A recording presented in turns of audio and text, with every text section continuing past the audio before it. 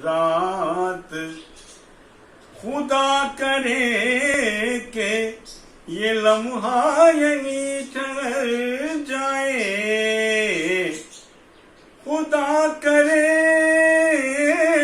के ये लम्हा यहीं ठहर जाए। वो अपना सर मेरे जानू पे रख के सोया है। अच्छा शेर है यार।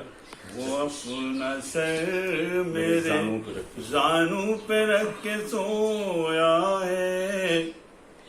न पूछ कितनी नदामत है दुश्मनों से शमीम।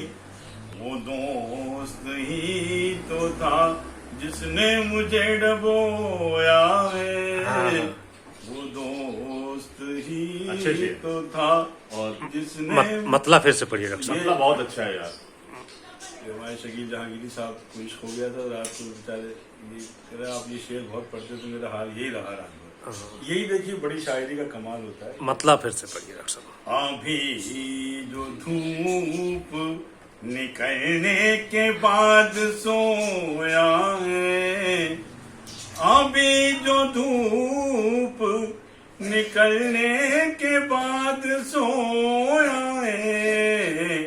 तमाम रात तुझे याद करके रोया है। ऐसे ही हम ले गए।